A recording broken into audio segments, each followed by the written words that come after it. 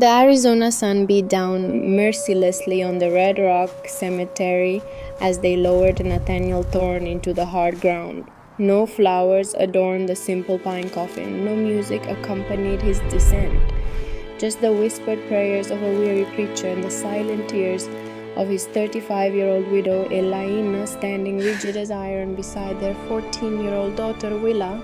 The mourners had barely begun to disperse when Colonel Victor Ashford approached, his polished boots crunching on the parched earth. He was a man who wore silk ties in a frontier town, a man whose very presence made honest folk look away. Mrs. Thorne, his voice carried the smoothness of someone who'd never had to raise it. Tragic about Nathaniel, truly tragic. He withdrew a folded document from his coat. But the bank has obligations, 30 days to settle the debt, $5,000, or the property transfers to us. Elena's hand tightened around her daughter's shoulder. She didn't look at Ashford. Her eyes remained fixed on the fresh mound of dirt that held her husband. Sheriff says it was an accident, Ashford continued, tipping his hat. Horse through him. Terrible way to go. But Elena had seen the bruises on Nate's wrists. She'd found the torn page from his journal hastily hidden in their bedroom. 3 words scrawled in his hand, Crawford wasn't first. And somewhere in the distance, Nate's border collie Flint began to howl toward the Red Canyon walls. What the dog knew would cost them everything, or save them all. The Arizona sun beat down mercilessly on the Red Rock Cemetery This is how they as they plan to lowered take the Red Nathaniel Canyon Thorne land. into the hard ground. No flowers I adorned the have to simple stop pine them. coffin. No music accompanied his descent. Just the whispered prayers of a weary preacher and the silent tears of his 35-year-old widow Elena standing rigid as iron beside their 14-year-old daughter Willa.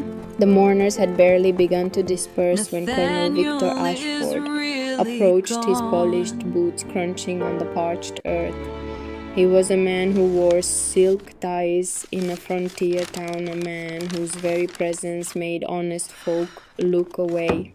Mrs. Thorne, his voice carried the smoothness of someone who'd never had to raise it. Tragic about Nathaniel, truly tragic. He withdrew a folded document from his coat.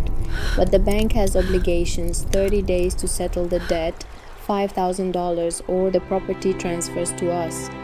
Elena's hand tightened around her daughter's shoulder. She didn't look at Ashford. Her eyes remained fixed on the fresh mound of dirt that held her husband. Sheriff says it was an accident, Ashford continued, tipping his hat. Horse through him. Terrible way to go. But Elena had seen the bruises on Nate's wrists. She'd found the torn page from his journal hastily hidden in their bedroom. 3 words scrawled in his hand, Crawford wasn't first. And somewhere in the distance, Nate's border collie Flint began to howl toward the Red Canyon walls. The thing about grief is that it doesn't arrive all at once. It comes in waves, each one threatening to pull you under. But Elena Thorne had been a school teacher for 12 years before she married Nate. She knew how to breathe through panic. She knew how to keep her spine straight when the world wanted to bend her double. That night after Willa finally cried herself to sleep, Elena sat at the kitchen table with a kerosene lamp and every paper Nate had left behind. The ranch ledgers, the deed with the bank stamp, the letters he'd received from the land office, and hidden between the pages of his Bible folded so carefully it might have been sacred, that torn journal page. Crawford wasn't first, but Samuel Crawford. The name meant something. Elena closed her eyes and reached back through 8 years of living in Red Rock, through church socials and town meetings and conversations overheard at the general store. Crawford, the rancher who disappeared in 1883, the one everyone said had run off to California, abandoning his spread and his debts. His wife had left town 6 months later, hollow-eyed and silent. Elena spread the deed across the table. Their property bordered the Red Canyon to the north. Crawford's old place had been 3 miles west, also bordering the canyon. She thought about the bruises on Nate's wrists, the way his hands had been positioned when they found him folded across his chest like someone had arranged him. The horse grazing calmly 200 yards away, not spooked, not injured, just standing there like it had been waiting. Horses don't wait when their riders fall. Elena pulled another have a lamp seat. closer and began to search through Nate's things with the Thank you. methodical precision of a I woman think this who evidence understands regarding the ounces property hide in line is relevant. details. Look In the bottom closely drawer at of his page desk, 32. beneath a stack of old newspapers, she found God. it. A leather-bound He signed notebook, this the day small before he enough to fit died. in a saddlebag. The pages bruises worn from confirm months what we of handling. suspected. Her hands trembled as she 7 opened men it. are dead, The first Harlow, and entry it's was because dated of that January illegal mine. 1891, 8 months before he died. Ran into Henry Walsh's We widow at must church. go to the She asked if canyon. I'd noticed anything strange about the Ashford land is destroying the transfers. evidence Said right Henry now. was convinced something wasn't right about the bank's foreclosure terms. He died 2 weeks before the case could be reviewed. Heart attack, they said.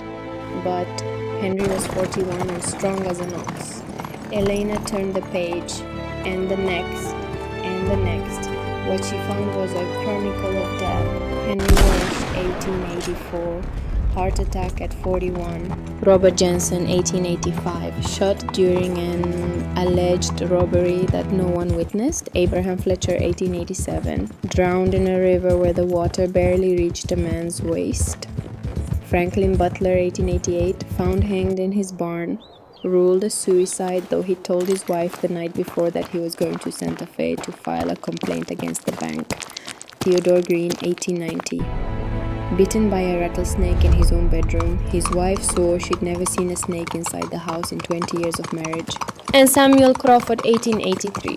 Disappeared, never found. 7 men, 8 years. All of them owned land near Red Canyon. All of them had taken loans from Victor Ashford's bank. It wasn't an All of accident. them dead or vanished before they could challenge These iron the tool foreclosures. marks prove the Nate's rock fall handwriting is grew fake. smaller, more urgent as the entries continued. I rode out to the canyon today. There's something they're hiding up there.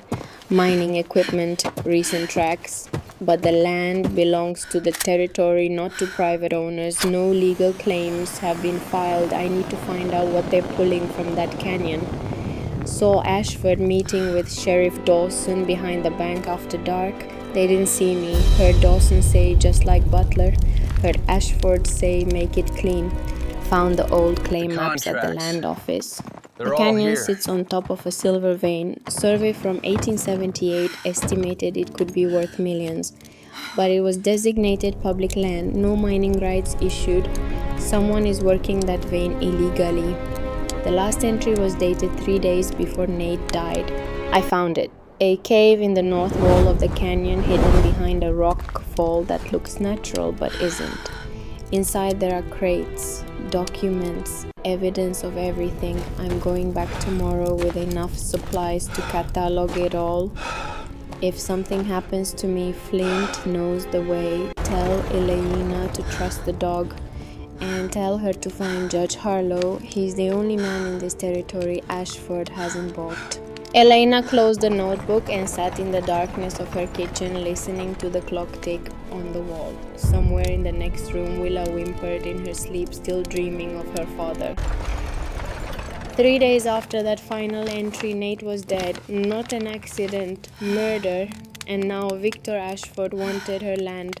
The Wanted to projections in erase this the report last are piece of significant, evidence but that look at the Nathaniel density Thorne had here. ever asked Exactly. questions. This But deposit Elena goes was not a much woman deeper who than erased anticipated. easily. She stood, walked to the cabinet where Nate had kept his Colt 45 and took it down from the high shelf. The weight of it surprised her. She never held a gun in her life, never wanted to. She set it on the table beside the notebook. Then she walked to Willa's room, sat on the edge of her daughter's bed and smoothed the hair back from the girl's forehead. Willa stirred but didn't wake. At 14, she had Nate's dark eyes and Elena's stubborn chin. She'd cried for 3 days straight. Now her face looked older than it had a week ago.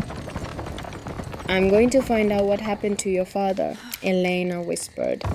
And I'm going to make sure the man who killed him pays for it. She said it like a prayer, like an oath, like a declaration of war.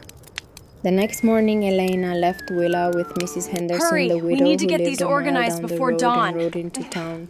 She told no Did one you where find she the was map going, in that crate told yet? no one what she'd No, found. keep looking. It has to be In a here. place like Red Rock, where Victor Ashford owned the bank and the sheriff and half the town, council information was more dangerous than dynamite. Judge Ezekiel Harlow Quickly, lived in slide a it in. two-story Now the house on the boards. edge of Almost town, there. set back from the road behind a fence of weathered wood. He was Footsteps. 72 years Someone's old, coming. a circuit judge who'd retired 5 years earlier after a stroke left his left hand weak and his patience for political games weaker still.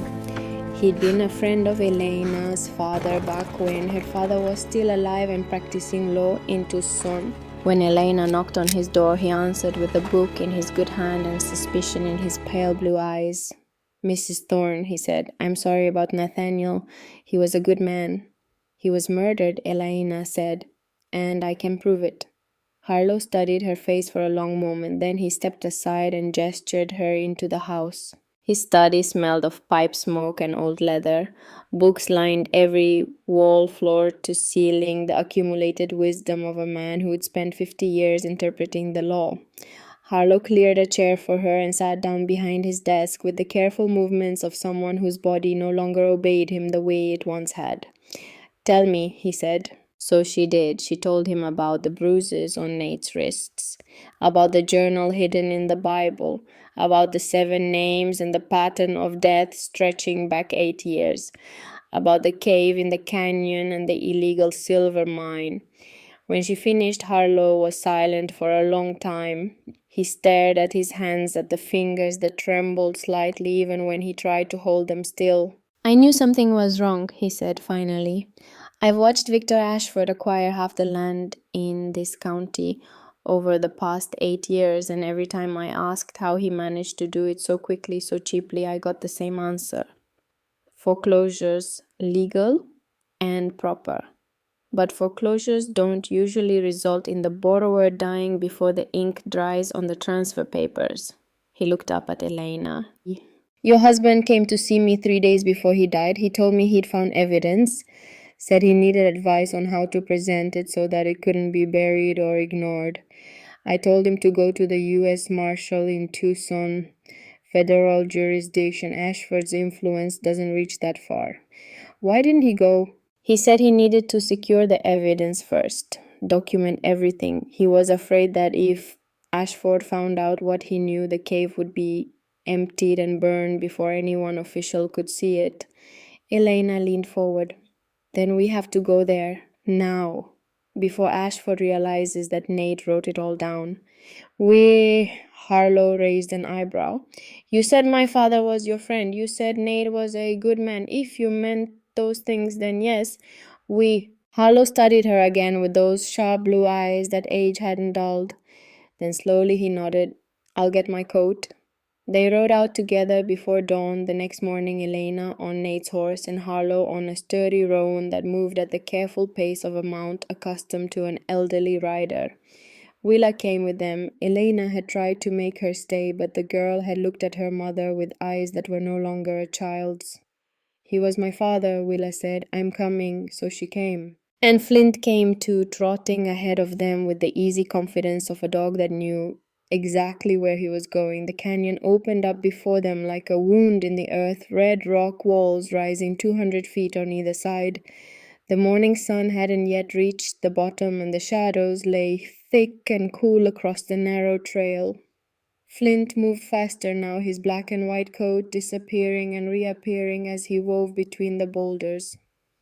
"How does the dog know?" Harlow asked. "Nate must have taken him," Elena said, "multiple times. Dogs remember."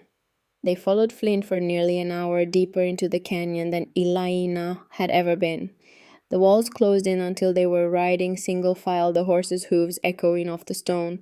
Then Flint stopped. He sat down in front of what looked like a solid wall of rock and rubble, the remnants of an old landslide. But when Elena dismounted and walked closer, she could see what the casual eye would miss. A gap, narrow, hidden behind a boulder that looked natural, but when she examined it closely showed marks of iron tools. "It's been moved," she said, "recently. Look at the scrapes in the dirt." Harlow climbed down from his horse with a grunt. "Can we get through?" Elena tied her horse to a twisted juniper and squeezed through the gap. It was tight to the rock, scraping her shoulders, but she made it through. On the other side, the passage widened into a cavern that smelled of dust and time and something mineral that that she couldn't name. "Hand me a torch," she called back. Harlow passed one through. Elena struck a match and light flared in the darkness. What she saw made her breath catch. The cabin was larger than she had expected, the ceiling high enough to stand in comfortably. And against the far wall, stacked with military precision, were 8 wooden crates reinforced with iron bands. Elena moved closer. The first crate was unlocked. She lifted the lid. Documents, hundreds of them, deeds, contracts, letters, all organized with the careful attention of someone who understood that chaos was the enemy of proof. She pulled out the first deed and held it up to the torchlight. The property description matched Samuel Crawford's old ranch. The signature at the bottom read Victor Ashford as administrator of foreclosed properties. But beneath that signature in fainter ink, she could see where another name had been, the original owner's name. It had been erased and written over. Forgery. She opened the second crate. More deeds, dozens of them, all with the same telltale signs of alteration. Names changed, dates modified. Witnesses who couldn't possibly have been present because the dates didn't match the public records. The third crate held correspondence. Letters between Victor Ashford and Sheriff Dawson. Letters between Ashford and 3 different members of the territorial legislature. The language was carefully neutral, the kind of phrasing that could mean anything to a casual reader. But Elena had been a teacher. She knew how to read between lines. One letter dated 1884 made her hands shake. "The Walsh matter has been resolved." Dawson handled it with his usual efficiency. "The property transfers next week. I am confident there will be no further complications." Resolved. That was the word Ashford had used for a man's death. She set the letter aside and opened the fourth crate. Ledgers, financial records, columns of numbers that showed money moving from the bank to private accounts. Money that should have been used to cover depositors' funds, instead being diverted to purchase mining equipment, to pay off officials, to hire men whose names appeared with dollar amounts beside them and no explanation of services rendered. The fifth and sixth crates contained more of the same. A paper trail of corruption so extensive, so meticulous that Elena knew immediately why Nate had been killed. This wasn't just fraud, this was an empire built on stolen land and murdered men. The seventh crate held geological surveys and mining reports. The silver vein ran for 3 miles beneath the canyon. One report estimated conservative value $12 million. And every ounce of it was being extracted illegally from public land, sold through shell companies, and laundered through Ashford's bank. Elena opened the 8th crate and found herself looking at 3 skulls. She jerked back, nearly dropping the torch. Harlow, who had finally squeezed through the gap and joined her in the cavern, moved to her side. "Dear God," he breathed. The bones were all yellowed with time. Beside each skull lay personal effects, a pocket watch engraved with the initials SC, a wedding ring too small for a man's hand, probably worn on a chain, a military medal from the war between the states. "Crawford," Elena said, pointing to the pocket watch. "Henry Walsh." She indicated the ring. "And this has to be Robert Jensen. He was a captain in the Union Army. His widow told me once that he never took off his medal." "Ashford kept them," Harlow said quietly, "like trophies." "No, not trophies. Evidence. Insurance. The kind of thing a careful man would keep in case he needed leverage, in case one of his accomplices got nervous, or greedy, or moral." Elena felt something shift inside her chest, a cold clarity that burned away the fog of grief. This was what Nate had found, this was what had gotten him killed, and now she had it. "We need to document everything," she said, "every paper, every letter. We need to create an inventory so detailed that Ashford can't claim any of this is fabricated." "That will take days," Harlow said. "Then we work fast." They did. They worked through the afternoon and into the evening by torchlight, and then by the small lantern Harlow had brought in his saddlebag. Willa helped her young eyes and steady hands, proving invaluable as they sorted documents by date and type. They created lists, cross references, an index that showed which deed corresponded to which letter implicated which official. Flint lay by the entrance, patient and watchful. By midnight, they had filled 2 notebooks with inventory. Every crate, every document, every piece of evidence catalogued with the precision of a legal filing. We need to move these, Elena said, all of them to Tucson. That's 120 miles, Harlow said, with 8 heavy crates. We'll need a wagon, supplies, and we'll need to do it without anyone in Red Rock knowing what we're doing.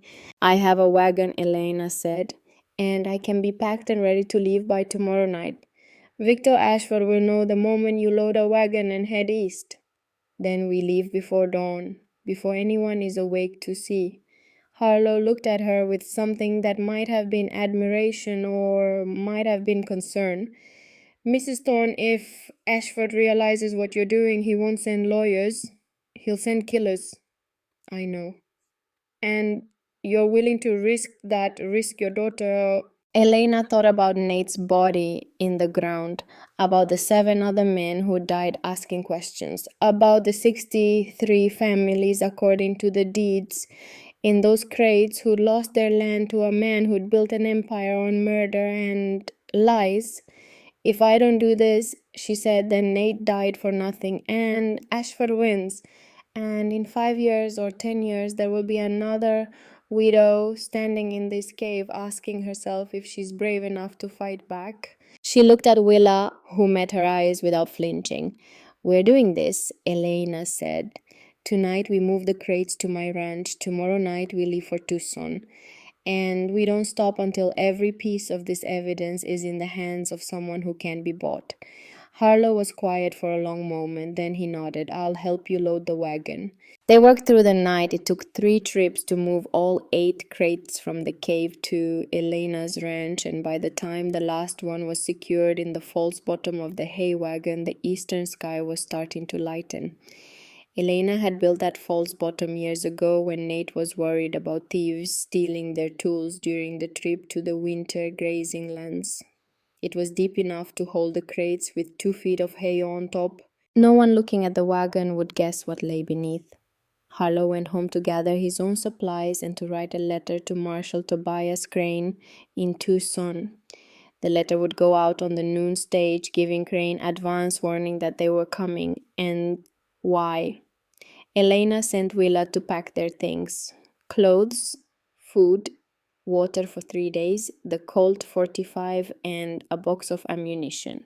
Then she stood in her kitchen in the house she'd shared with Nate for 10 years and allowed herself one moment of doubt. What if they didn't make it? What if Ashford caught them on the road? What if she was leading her daughter into the same death that had taken her husband?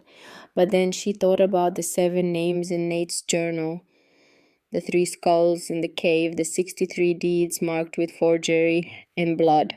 And she thought about Willa growing up in a world where men like Victor Ashford could kill with impunity because no one was brave enough to stand against them. No, she wouldn't let her daughter inherit that world.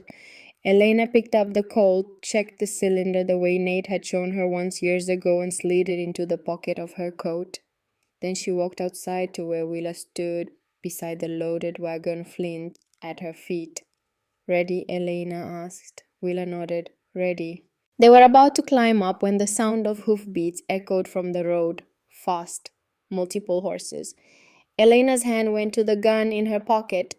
Willa pressed close to her mother's side. Flint's hackles rose, a low growl rumbling in his chest.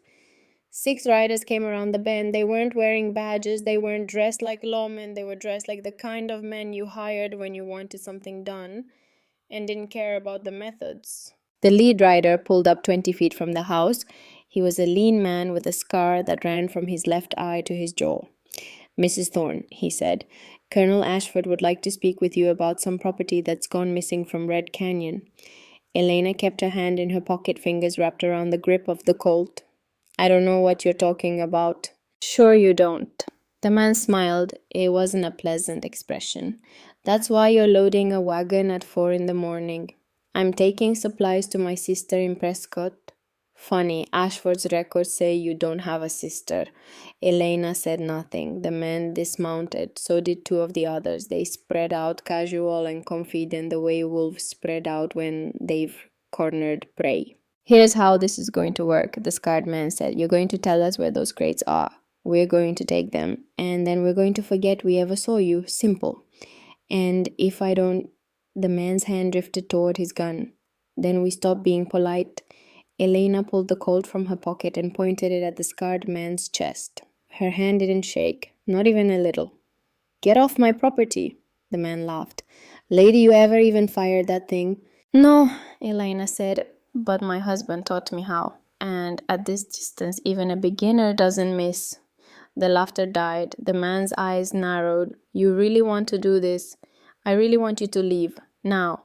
For a long moment, no one moved. The tension stretched like a wire pulled too tight. Elena kept the gun steady, kept her eyes on the scarred man, and waited. Then a voice cut through the silence. I believe the lady asked you to leave. Judge Harlow rode around the side of the house, a shotgun resting across his saddle. His left hand might have been weak, but his right was steady as stone. This doesn't concern you, old man, the scarred man said. On the contrary, when 6 armed men threaten a widow and her daughter on their own property, it concerns every man with a sense of decency, which apparently excludes you. One of the other riders shifted nervously. We don't want trouble, Judge. Then go back to town and tell Victor Ashford that if he wants to speak to Mrs. Thorne, he can do it through proper legal channels in daylight, with witnesses present. The scarred man spat into the dirt, but he remounted his horse. So did the others. This isn't over, he said to Elena. Yes, she said quietly, it is. They rode away. Elena didn't lower the gun until they were out of sight. Then her hands started to shake and she had to sit down on the wagon step before her legs gave out. Harlow dismounted and stood beside her. They'll be back with more men. Ashford knows you have the crates now. Then we leave immediately. In daylight, they'll see us on the road. Then we go through the canyon, the back way. It'll take longer, but they won't expect it. Harlow considered this. It's rough country. The wagon might not make it. It will make it, Elena said. It has to. She stood, climbed onto the wagon seat, and took up the reins. Willa scrambled up beside her. Flint jumped into the back, settling himself on top of the hay. Harlow mounted his horse. I'll ride ahead, scout the route. They left the ranch without looking back, left the house where Elena had been happy, left the grave where Nate lay buried, left everything that had been their life, because some things were more important than home, some things were worth losing everything to protect. The canyon trail was barely wide enough for the wagon. Elena had to drive slowly, carefully, the wheels sometimes coming within inches of the edge, where the ground dropped away into nothing. The morning sun climbed higher, turning the red rocks into flame. Sweat soaked through her dress despite the autumn chill. Willa didn't speak. She kept her eyes on the trail ahead, one hand gripping the seats, the other resting on Flynn's head. They'd been traveling for 2 hours when Harlow came riding back at a gallop. Company, he said, 4 riders coming up fast from the south. Ashford's men. Who else? Elena looked around. The canyon walls rose steep and unforgiving on both sides. No place to hide, no way to outrun mounted men with a loaded wagon. There's a narrow section ahead, Harlow said. If we can get through it first, we can defend it, but we have to move now. Elena snapped the reins. The horses lurched forward, the wagon creaking and swaying. Behind them, the sound of hoofbeats grew louder. They reached the narrow section just as the 4 riders came into view. The passage was barely 10 feet wide, the walls so close that Elena could reach out and touch them on both sides. She drove the wagon through the wheels, scraping rock, and then Harlow was there with his shotgun. Stay in the wagon, he told Elena, no matter what happens. The first rider entered the passage. At a gallop, Harlow fired. The sound was deafening in the confined space. The rider jerked back and fell from his horse. The other 3 pulled up short. Turn around, Harlow shouted. I've got 8 more shells and no reason not to use them. You just killed a man, Judge, one of them called back. He was trespassing on private land with clear intent to harm. That's legal justification in any court in this territory. You want to test whether the same applies to you. There was a long pause. Then slowly the 3 riders turned their horses and rode back the way they'd come. Harlow lowered the shotgun. His hands were shaking now, not from fear, from age, from the effort of holding a heavy weapon steady. We need to keep moving, he said quietly. They did. They drove through the afternoon and into the evening, stopping only to rest the horses and to eat cold food from the packs Willa had prepared. No fire, no unnecessary noise. As darkness fell, they made camp in a small box canyon off the main trail. Elena unhitched the horses and fed them grain while Willa spread bedrolls on the ground. Harlow stood watch at the canyon entrance, shotgun across his knees. Get some sleep, he told Elena. I'll wake you in 4 hours. But Elena couldn't sleep. She lay on her bedroll, staring up at the stars, listening to Willa's breathing slow into sleep and Flint's quiet snoring. She thought about the man Harlow had shot, the first death in this journey toward justice. Would there be more? Almost certainly. Was she prepared for that? She didn't know. What she did know was that she'd crossed the line today. She'd pulled a gun on 6 men. She'd driven into the wilderness with stolen evidence and her daughter and a 72-year-old judge who'd just killed a man to protect them. There was no going back now, no returning to the quiet life of a widow raising her daughter in peace. They would reach Tucson or they would die trying. Those were the only 2 options left. Elena closed her eyes and tried to rest. Tomorrow they would reach the territorial road. Tomorrow they would be exposed, vulnerable, visible to anyone looking for them. Tomorrow the real chase would begin. But tonight, in this small canyon beneath the Arizona stars, she allowed herself to believe that they might actually make it, that justice might actually be possible, that 7 dead men might finally get the truth they died seeking. The territorial road stretched before them like a scar across the desert floor, exposed and unforgiving under the relentless Arizona sun. Elena gripped the reins tighter as the wagon wheels found the packed earth, leaving the relative safety of the canyon behind. Out here, they were visible for miles in every direction. Out here, there was nowhere to hide. How far to Fort Grant? Willa asked, her voice barely audible over the creak of the wagon and the steady rhythm of hooves on hard ground. 20 miles, Harlow said from his horse alongside them. We should reach it by sundown if we keep this pace. Fort Grant meant soldiers. Federal soldiers, men who answered to Washington, not to Victor Ashford. It meant safety, at least temporarily. A place to rest the horses and resupply before the final push to Tucson. But 20 miles was a long way, and Elena couldn't shake the feeling that they were being watched. She glanced back at the canyon mouth, now a dark slash in the red rocks behind them. Nothing moved, no dust plume indicating riders, no glint of sun or metal. Yet the feeling persisted. Flint felt it too. The dog paced restlessly in the wagon bed, his ears swiveling at sounds Elena couldn't hear. Every few minutes he'd stop and stare back the way they'd come, a low rumble building in his chest before falling silent again. Easy boy, Willa murmured, reaching back to stroke his head. But her eyes, when they met her mother's, were full of the same unease. They'd been on the road for 3 hours when Elena spotted the dust. It rose from the south, a thin brown column against the pale sky. Too much dust for a single rider, too sustained for a dust devil. Harlow, she said quietly. The judge had already seen it. His hand moved to the shotgun strapped to his saddle. Could be a freight wagon, could be cavalry from the fort, could be Ashford's men. Yes. They kept moving. What else could they do? Leaving the road meant rough terrain that would slow them to a crawl. Stopping meant making themselves sitting targets. Their only option was to keep going and hope that whoever raised that dust had business that didn't involve them. The dust grew closer. Elena could make out individual riders now, 5 of them moving fast. Willa, she said calmly, there's a rifle under the seat. Can you reach it without anyone seeing? Her daughter nodded and slipped one hand beneath the wooden bench, finger searching. A moment later, she had it, keeping it low and out of sight. Don't point it at anyone unless I tell you to, Elena said. Understand? Well, yes, Mama.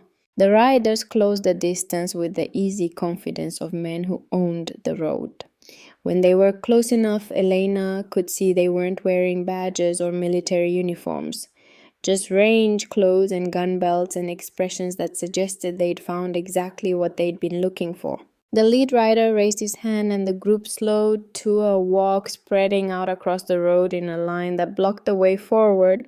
He was younger than the scarred man from yesterday, maybe 30, with a neatly trimmed beard and eyes that were too intelligent for hired muscle. Mrs. Thorne, he said pleasantly. Quite a ways from home, aren't you? Elena pulled the wagon to a stop. Her right hand stayed visible on the reins. Her left slipped into her coat pocket where the colt waited. We're traveling to visit family in Tucson, she said. Is there a problem? That depends. The man gestured to the wagon bed.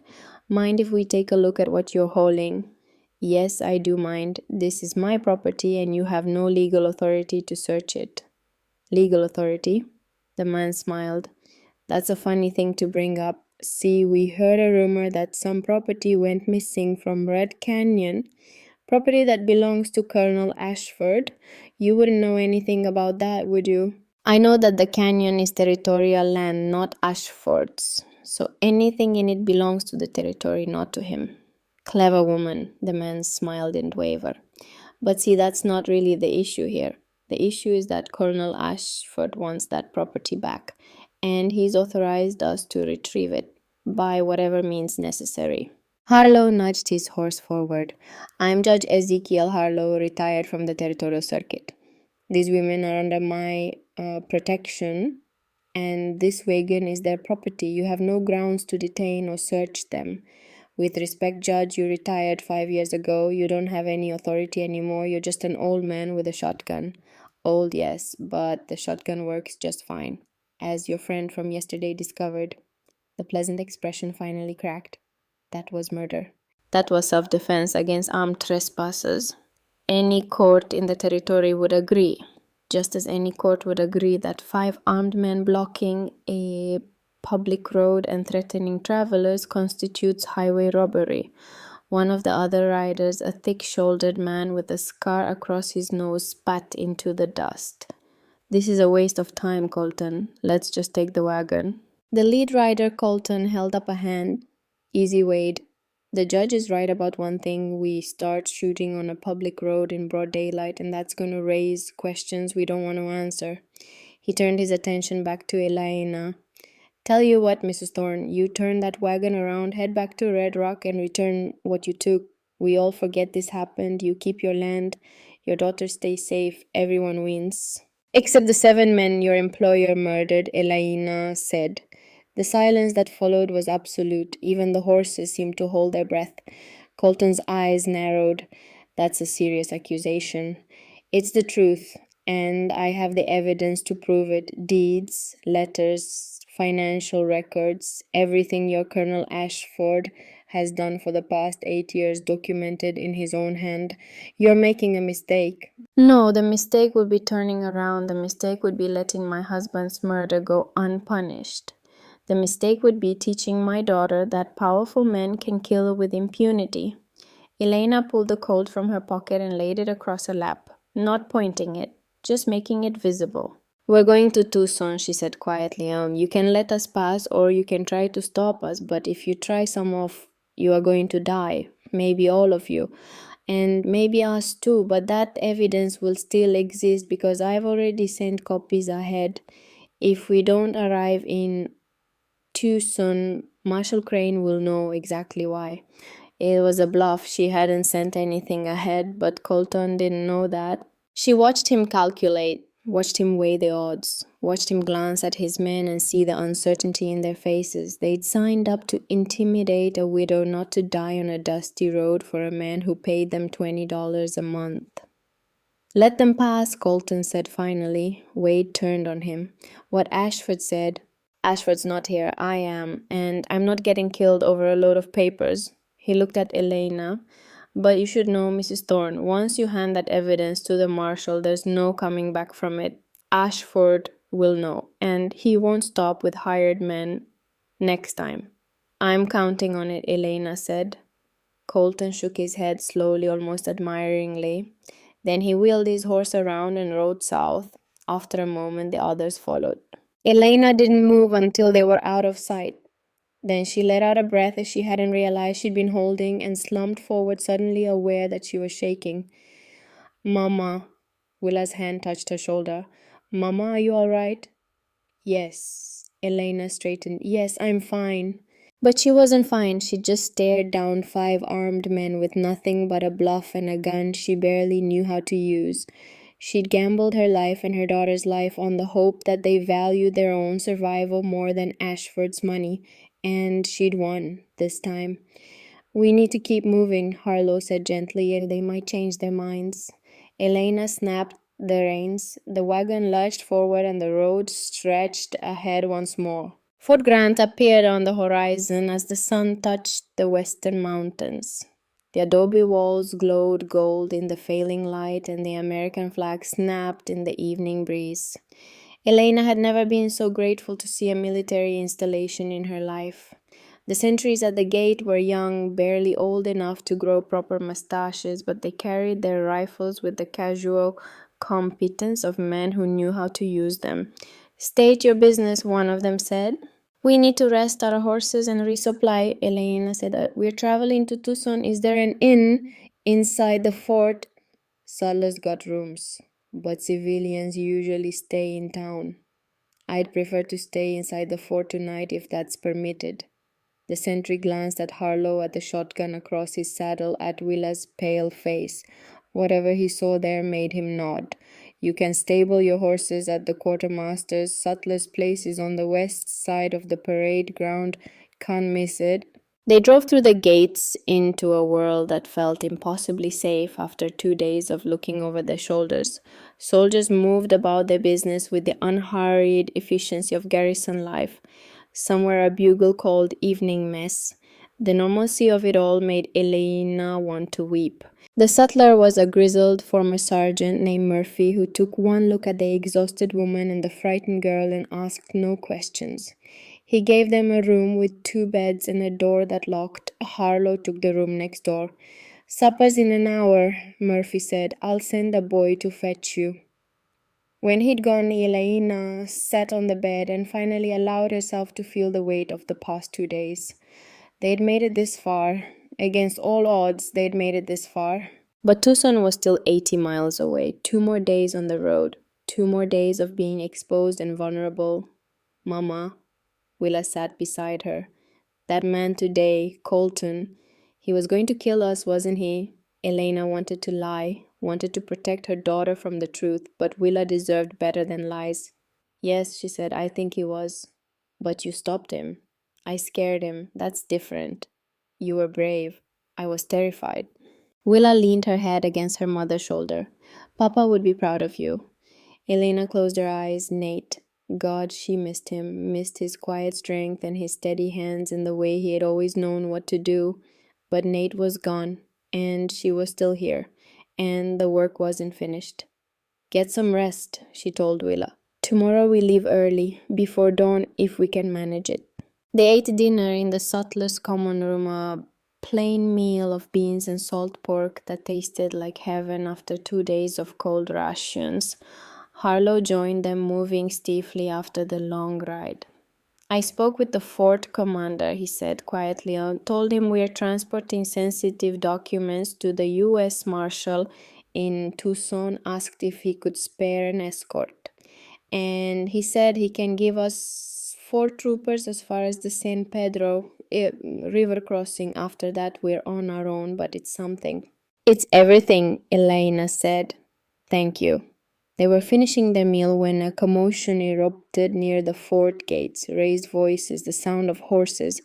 Elena's hand moved instinctively toward the pocket where she kept the Colt.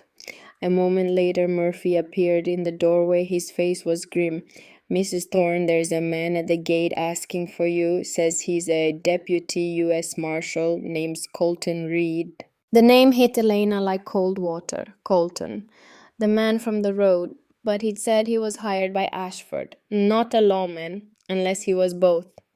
Unless that's how Ashford had stayed ahead of every investigation. He had a federal badge on his payroll. "Tell him I'm not here," Elena said. "Ma'am, he's got a badge. If he's a federal officer, then he'll have paperwork, proper documentation of his authority. Ask to see it." Murphy hesitated, then nodded and disappeared. Elena turned to Harlow. "We need to leave now. In the dark, the road. If that man is really a deputy marshal, he can commandeer our wagon, and if he's lying, he'll wait until morning and ambush us on the road. Either way, we can't stay here." Harlow saw the logic immediately. "I'll get the horses." They moved fast. Willa gathered their few belongings while Elena threw coins on the table to cover their meal. By the time Murphy returned, they were already heading for the stables. Mrs. Thorne waited. But they didn't wait. They hitched the horses in record time, climbed aboard the wagon, and drove toward the rear gate that led to the corrals and training grounds. The sentry there tried to stop them. "Ma'am, you can't leave that way." "We're delivering a message to the quartermaster," Harlow said with the absolute authority of a man who'd spent 50 years making people believe him. "Official business. Open the gate." The sentry flustered and uncertain did. They rode out into the darkness of the Arizona night with no torch, no lantern, nothing but starlight to guide them. Behind them, shouts echoed from the fort. Someone had realized they were gone. "Can you see the road?" Willa asked. "Barely," Elena said, but she kept the horses moving forward, trusting them to find the way, trusting that the darkness that made travel dangerous also made them invisible to pursuit. They drove for 2 hours before Harlow finally said, "We should stop. The horses need rest." They pulled off the road into a grove of mesquite trees and sat in the darkness listening. No sound of pursuit, no hoofbeats, nothing but the whisper of wind through dry branches and the occasional call of a night bird. "How did Ashford know we'd be at Fort Grant?" Willa asked. "He didn't," Harlow said, "but there are only 2 routes to Tucson, the canyon road we took or the main road through Grant. He probably has men watching both, and one of them is a federal deputy." "Appears so." Elena felt the weight of it settle on her shoulders. Ashford's reach was longer than she'd realized. His corruption ran deeper. A badge was supposed to mean something, supposed to represent law and order and justice. But in Victor Ashford's Arizona, badges were just another commodity to be bought and sold. "We keep going," she said quietly. "All night if we have to. We don't stop until we reach Tucson." "That's another 70 miles, Harlow said, "and the horses will make it. They have to." They rested for an hour, then they pressed on through the darkness, moving slowly but steadily eastward. The stars wheeled overhead. The temperature dropped. Elena's hands went numb on the reins, but she didn't stop. Somewhere behind them, Colton Reed and whoever else Ashford had sent would be searching, organizing, planning their next move. But every mile they traveled was a mile closer to safety. A mile closer to the moment when this evidence would be in the hands of someone who couldn't be bought.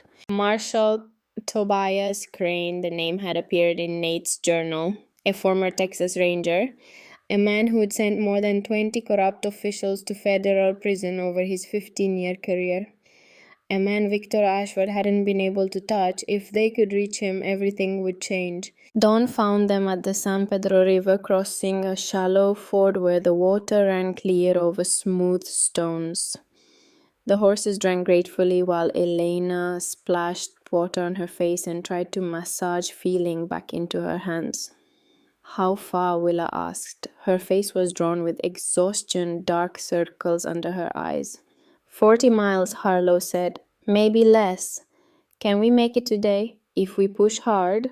They pushed hard. The morning sun climbed higher, turning the desert into a furnace.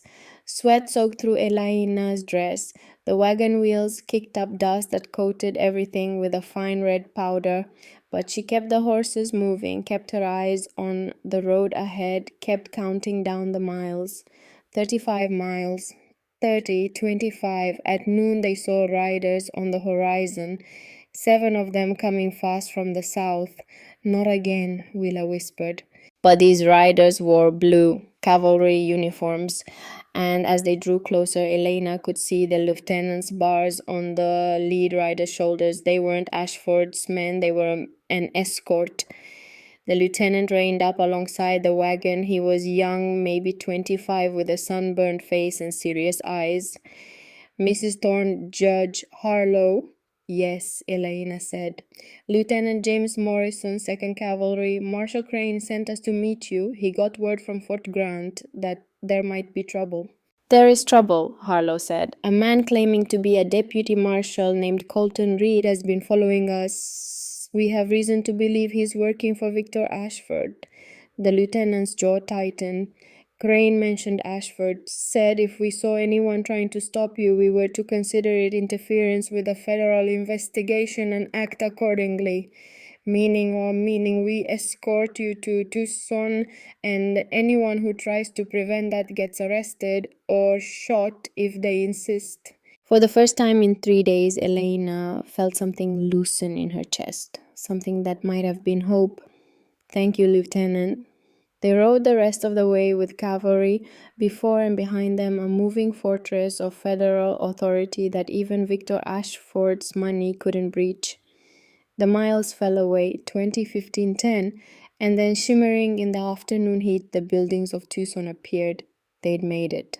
Against all odds, through ambush and pursuit and 3 days of running, they'd made it. The federal building was a 2-story adobe structure on Main Street with an American flag hanging limp in the still air. Lieutenant Morrison led them around to the rear entrance, where a tall man with iron gray hair and the weathered face of someone who'd spent decades under hard sun stood waiting. Marshal Tobias Crane. He looked exactly like Elena had imagined, hard, competent, absolutely incorruptible. Mrs. Thorne, he said. Judge Harlow, let's get that wagon unloaded and those crates into my office. It took an hour to move all 8 crates upstairs and arrange them in the large room that served as Crane's office. When the last one was in place, the marshal closed the door and turned to face them. All right, he said, show me what you've got. Elena opened the first crate, then the second, then the third. She watched Crane's face as he read through the documents, watched his expression shift from professional interest to grim focus to something that might have been anger. When he reached the crate with the skulls, he stood there in silence for a long moment.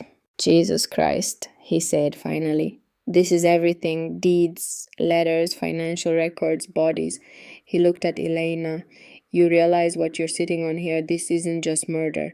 This is organized corruption reaching into the territorial government. Hell, it might reach all the way to Washington. I know, Elena said. That's why I brought it to you. Crane nodded slowly. I'm going to need a few days to go through all of this, catalog it properly, build a case that can't be challenged or dismissed, and I'm going to need you to stay in Tucson as a witness. We'll stay as long as necessary.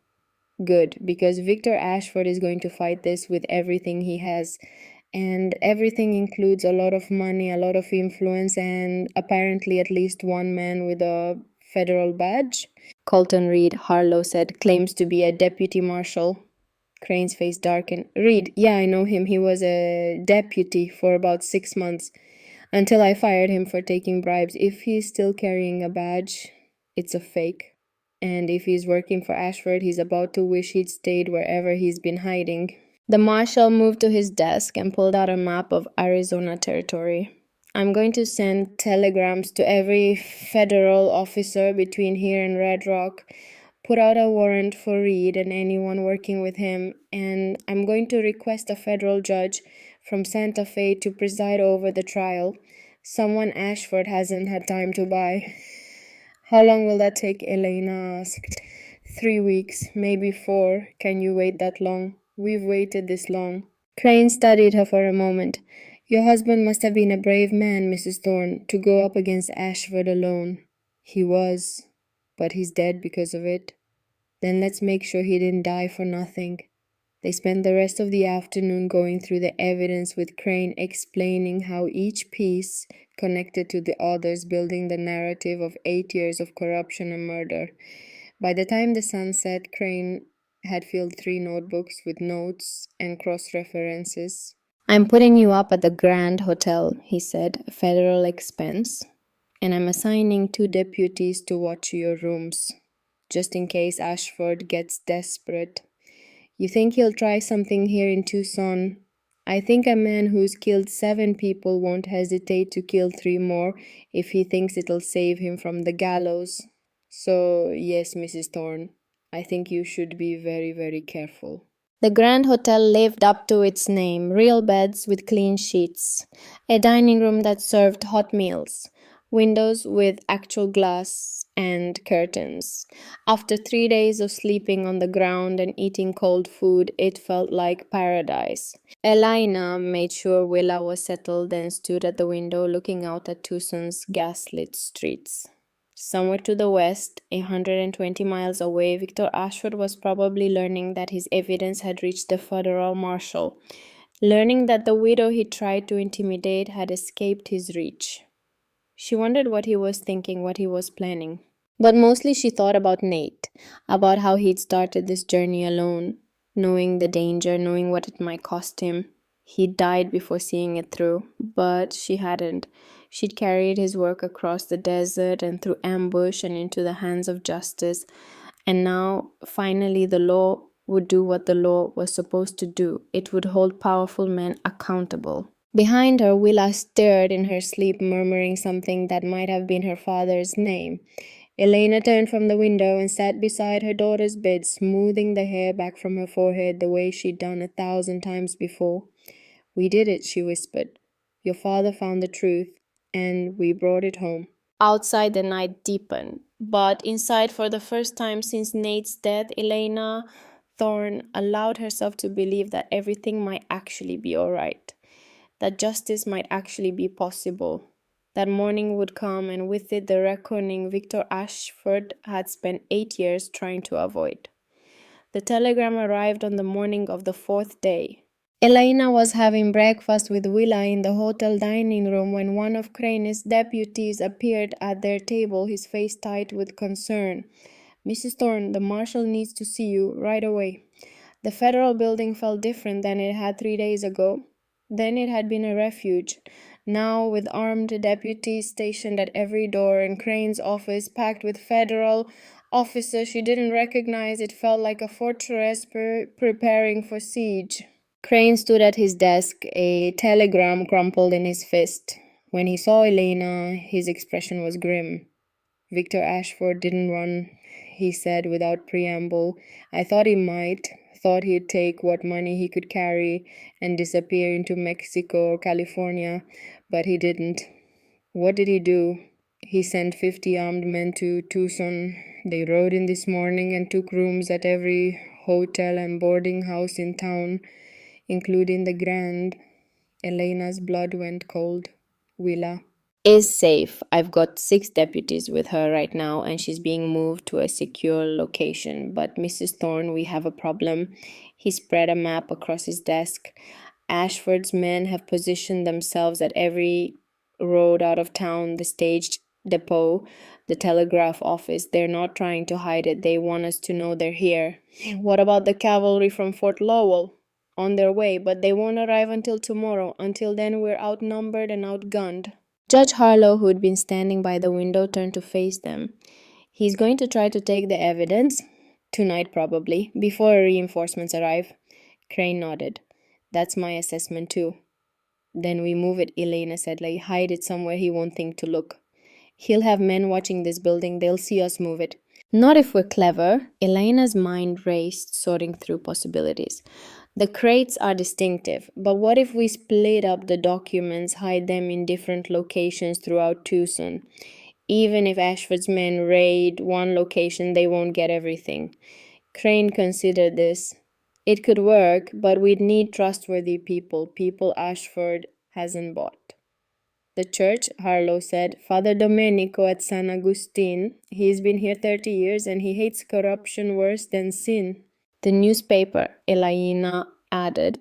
The Tucson Citizen. If we give them copies of some documents for safekeeping, they'll also publish the story. Make it public before Ashford can stop it.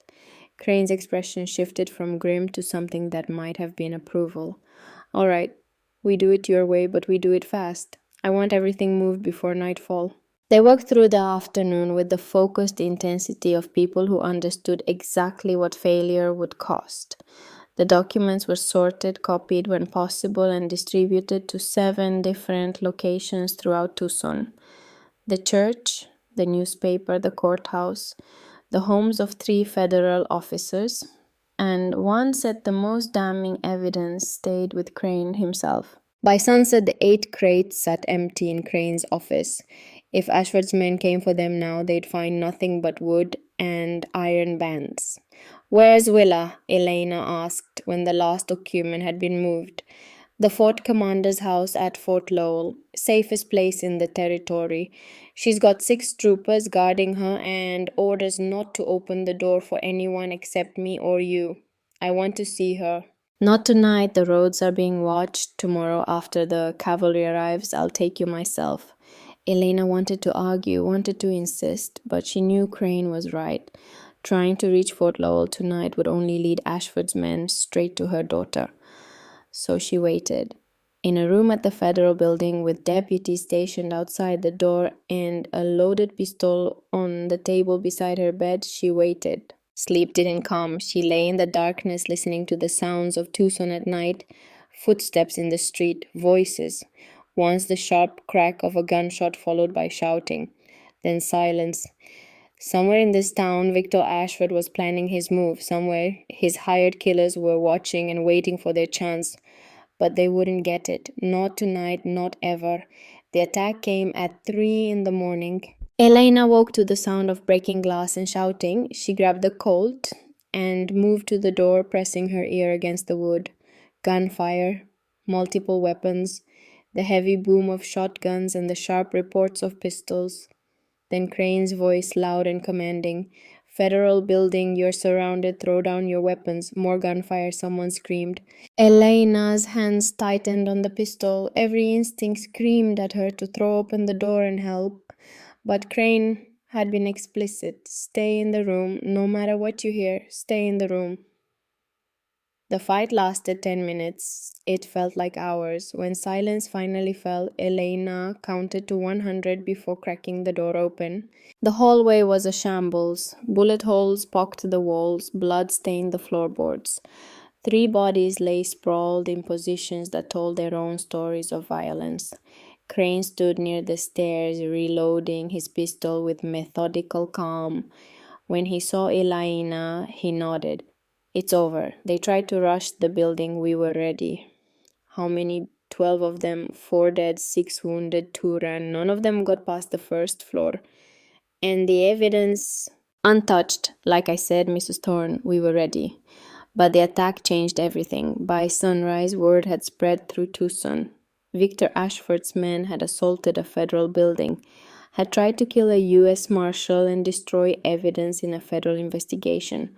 The cavalry arrived from Fort Lowell at noon, 40 troopers in full uniform led by a captain who took one look at the bullet-scarred federal building and issued orders that turned Tucson into an occupied town. Checkpoints at every major intersection, patrols on every street, a curfew from sunset to sunrise, and arrest warrants for every man who'd ridden into Tucson with Victor Ashford. Most of them were rounded up by evening. Some surrendered quietly, others tried to fight and died in the streets they'd thought to terrorize. By nightfall, 23 of Ashford's 50 men were in custody or dead. The rest had scattered into the desert, running for the border or the mountains or anywhere that wasn't Tucson. But Victor Ashford himself was nowhere to be found. He's not in town, Crane said that evening, standing in his office with Elena and Harlow. We've searched every hotel, every boarding house, every building where he might be hiding. He's gone. Back to Red Rock, Harlow suggested.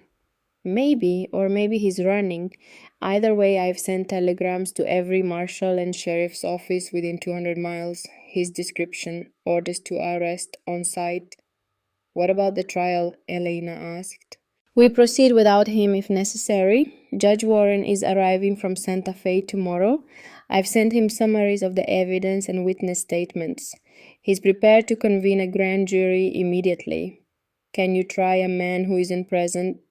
Not for murder, but we can issue an indictment, make him a fugitive, and when we catch him, and we will catch him, he'll face every charge we can prove. Elena thought about the 7 men in Nate's journal, about the 3 skulls in the cave, about the 63 families who'd lost their land to Ashford's schemes.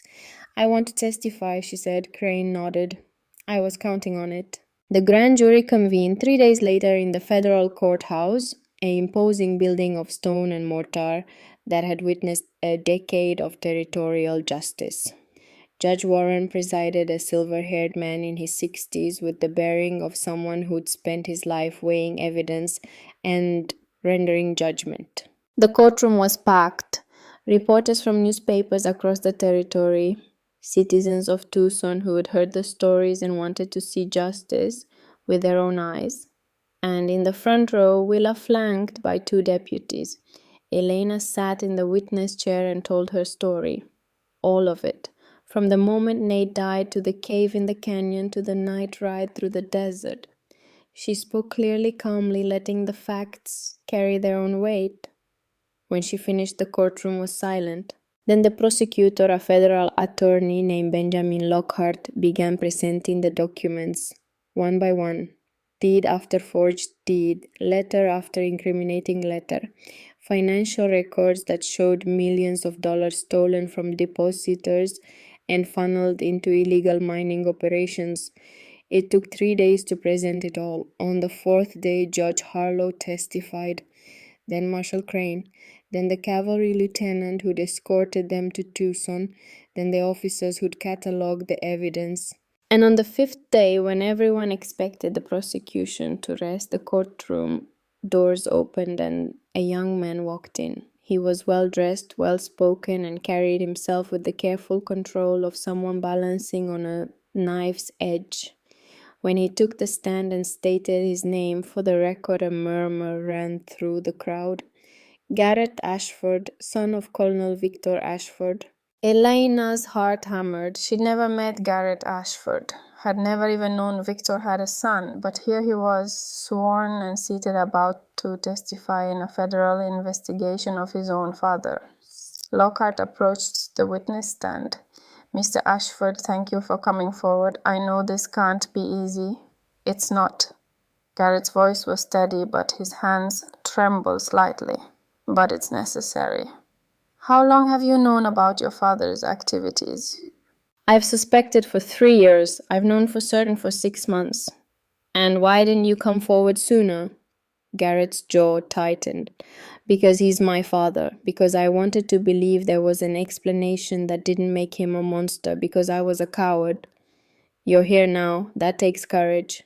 No, courage would have been coming forward when Nathan Thorne was still alive, when I might have prevented his death. This is just me trying to live with myself. Lockhart paused, letting that statement settle. Then he withdrew a document from his case. Do you recognize this letter? Garrett looked at it and closed his eyes. Yes, my father sent it to me 6 months ago. When I told him I was concerned about the number of foreclosures his bank was processing.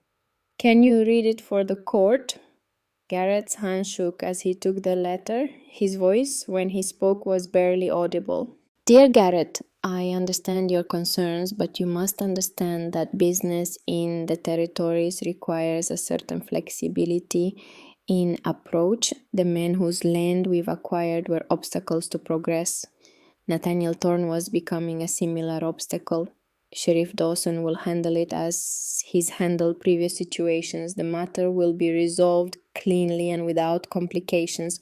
Trust that I know what I'm doing. Your father.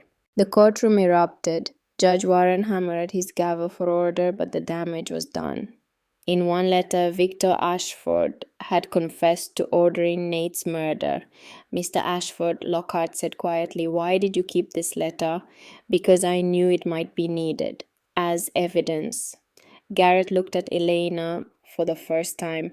"I'm sorry, Mrs. Thorne. I should have done this sooner. I should have stopped him. I'm sorry." Elena met his eyes and saw the same thing she'd seen in her own mirror for weeks. Guilt, grief, the terrible knowledge that you could have done something and didn't. She nodded slowly. It wasn't forgiveness exactly, but it was acknowledgement. Garrett had chosen to do the right thing even when it cost him everything. That meant something. The grand jury deliberated for 2 hours. When they returned, the foreman read the indictment. 23 counts, 7 of murder in the first degree, 63 counts of fraud, multiple counts of theft, bribery, and conspiracy, and 1 count of operating an illegal mining operation on federal land. If convicted on all counts, Victor Ashford would hang. The only problem was that Victor Ashford was still missing. 1 week became 2, then 3. Marshals searched across Arizona territory and into New Mexico. They questioned associates, threatened accomplices, followed every lead that might point to Ashford's location. Nothing. It was as if the colonel had vanished into the desert itself. Elena stayed in Tucson waiting. The Grand Hotel became a kind of home. Willa enrolled in the local school. Harlow rented a small house near the courthouse and began helping Crane organize the evidence for the eventual trial. And Elena visited Nate's grave every morning, the one they'd moved to Tucson's cemetery so she wouldn't have to return to Red Rock. "We're closer," she told him. "The indictment is signed, the evidence is preserved. All we need is to find Ashford himself." But as the weeks stretched into a month, she began to wonder if they ever would.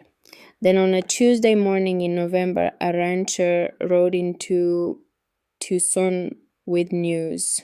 He'd found a camp in the mountains east of town, one man living rough using a false name. But the rancher had served in the cavalry during the war, and he recognized the colonel when he saw one, even one trying to look like a prospector. Marshal Crane assembled a team within an hour, 12 deputies, 20 cavalry troopers, and Elena, because she'd insisted and Crane had finally agreed that she'd earned the right to be there. They rode east into mountains still dusted with early snow, following the ranch's directions. The camp was hidden in a narrow canyon, a single tent beside a dying fire, and sitting on a log staring at the flames was Victor Ashford. He didn't run when the cavalry surrounded him, didn't reach for a weapon. He just sat there looking older than Elena remembered, thinner, defeated. "Mrs. Thorne," he said when she dismounted, "I underestimated you. You murdered my husband." "Yes, I did." His voice was flat, empty of emotion. "And 6 others before him, and I'd do it again if it meant keeping what I built.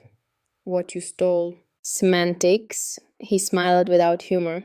"But it doesn't matter now, does it? You've won. The evidence is secured. My operation is destroyed. My reputation is ruined. You've taken everything from me." "Good," Elena said quietly.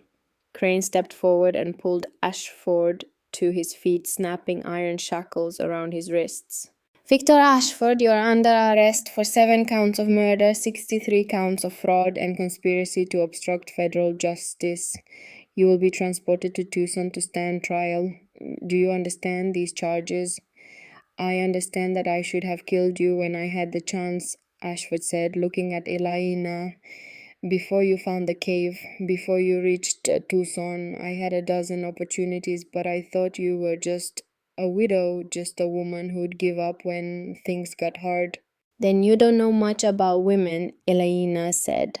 They brought Ashford back to Tucson in chains, riding in a wagon, surrounded by armed cavalry. Word spread fast. By the time they reached town, hundreds of people lined the streets to watch. Some cheered, some jeered, most just stared in silence at the man who terrorized the territory for 8 years. The trial began 2 weeks later.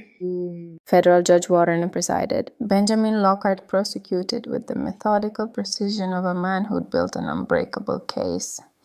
Ashford's defense attorneys, 3 of them hired with the last of his liquid assets, did what they could.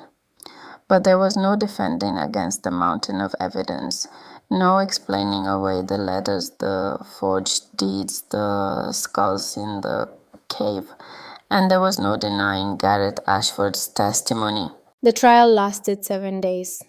Elena testified on the second day, walking the jury through everything she'd found and everything she'd endured to bring it to light. On the 4th day, the prosecution displayed the 3 skulls now identified through dental records and personal effects as Samuel Crawford, Henry Walsh, and Robert Jensen. On the 6th day, Garrett read his father's letter aloud once more. This time Victor Ashford was in the courtroom to hear it. His face showed nothing, no remorse, no shame, just the cold calculation of a man realizing he'd lost. The jury deliberated for 4 hours. When they returned, the foreman stood and faced Judge Warren. On the charge of murdering Samuel Crawford, how do you find guilty? On the charge of murdering Henry Walsh, guilty. On the charge of murdering Robert Jensen, guilty. 7 times the word guilty echoed through the courtroom. 7 murders, 7 lives Victor Ashford had taken in his pursuit of wealth and power, plus 63 counts of fraud, guilty on all counts. Judge Warren sentenced him to death by hanging, execution to take place in 60 days. Victor Ashford stood to hear his sentence without expression. When it was done, he looked at Elena one last time. Your husband died in seconds, he said, clean and quick, more mercy than you're showing me. My husband died because he wanted justice, Elena replied. You're dying because justice caught up to you. There's a difference.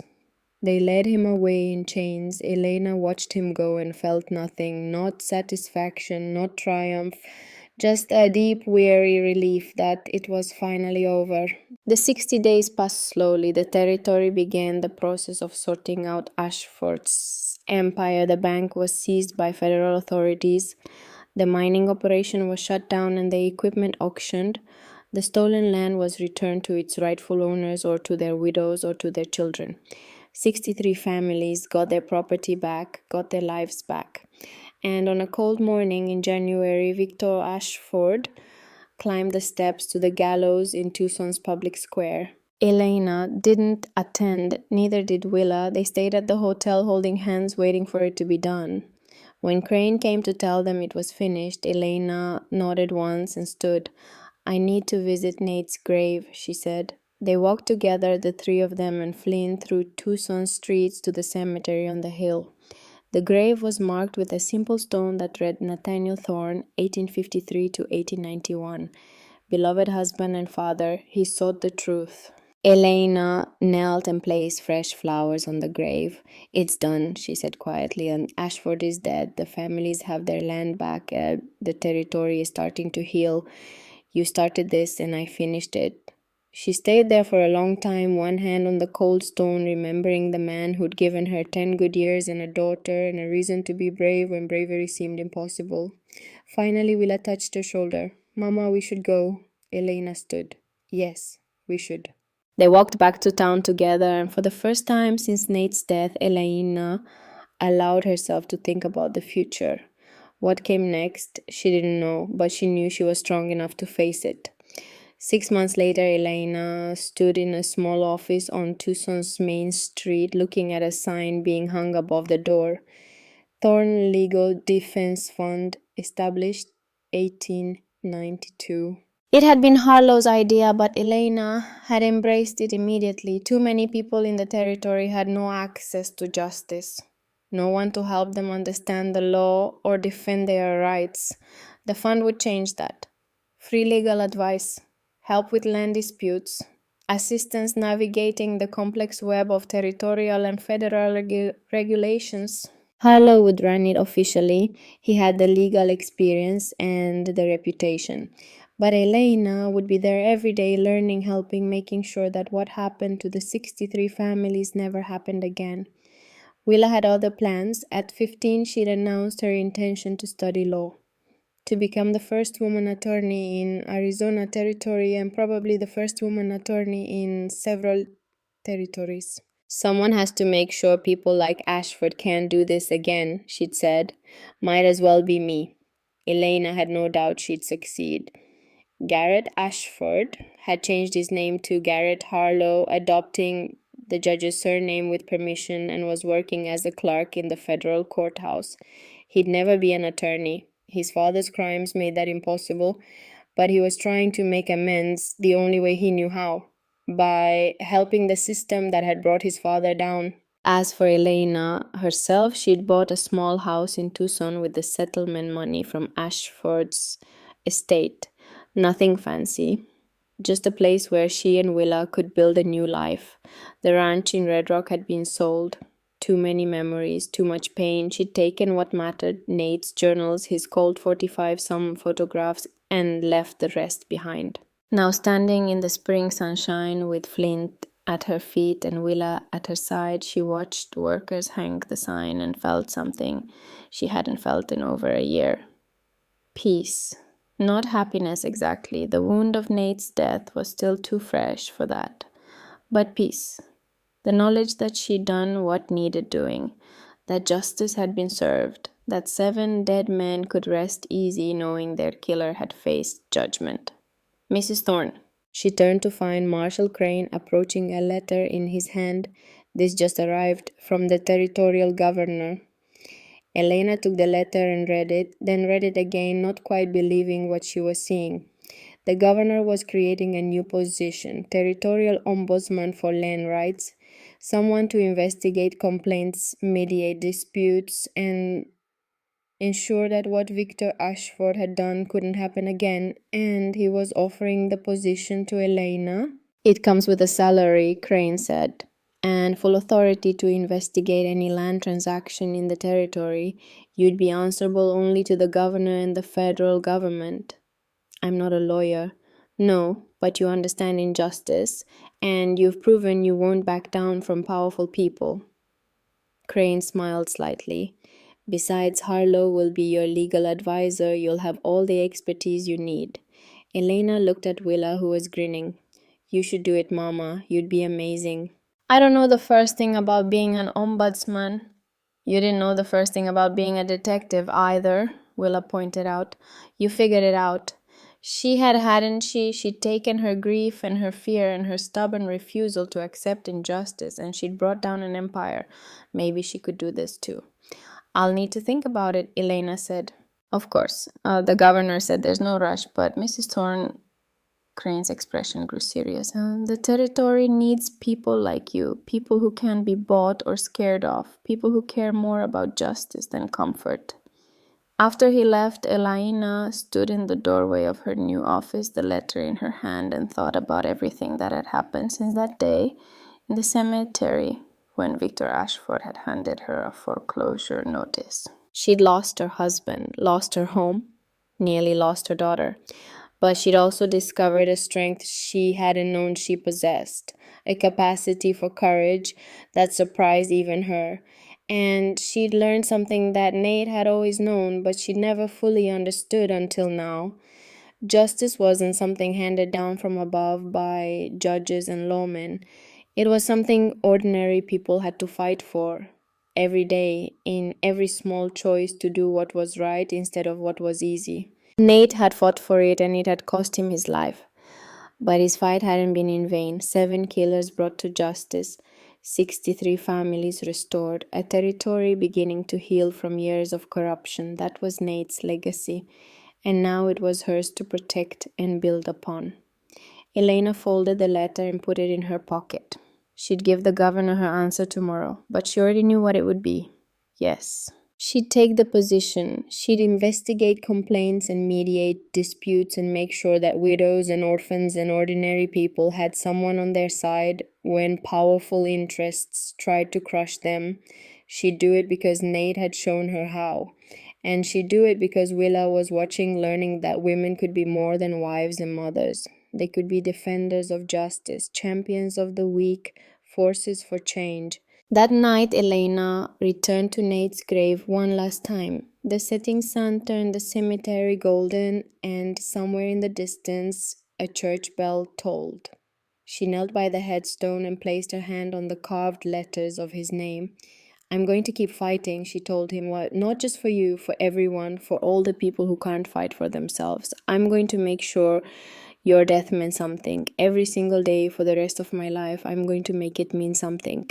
The wind whispered through the grass. Somewhere a dove called, and Elena Thorne, widow mother, and soon to be territorial ombudsman, stood and walked back toward town, toward the future, toward all the work still waiting to be done. Behind her, the sun set over the Arizona mountains, painting the sky in shades of fire and gold. A new day would come tomorrow, and she would be ready for it.